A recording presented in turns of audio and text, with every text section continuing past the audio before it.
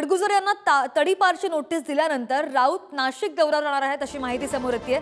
संजय राऊत या नाशिक दौऱ्यावर जाणार आहेत आणि जुन्या नाशिक परिसरात राजाभाऊ वाजेंसाठी राऊतांची जाहीर सभा सुद्धा होणार आहे। अधिकची माहिती घेऊ आमचे प्रतिनिधी किरण ताजणे आपल्या सोबत आहेत। किरण, आपण पाहतोय संजय राऊतांचा नाशिक दौरा, कसा दौरा असेल त्यांचा? श्रद्धा, खरं म्हणजे संजय राऊत यांचा दौरा दोन कारणांनी महत्त्वाचा आहे। एकतर ठाकरेंच्या शिवसेनेकडनं उमेदवारी न मिळाल्यानं विजय करंजकर यांनी ठाकरेंची साथ सोडून शिंदेची साथ धरली आणि त्यांना त्या ठिकाणी उपनेते आणि जिल्हा संपर्क प्रमुख देखील करण्यात आलेला आहे।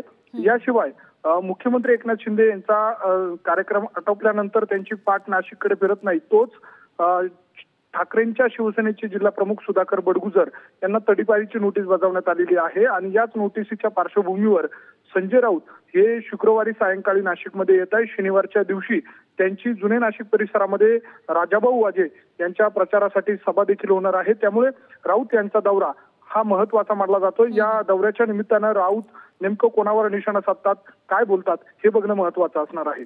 श्रद्धा, हो, या दौऱ्यावर लक्ष असेल। किरण, अपडेट घेत राहू। धन्यवाद दिलेल्या सगळ्या माहितीसाठी।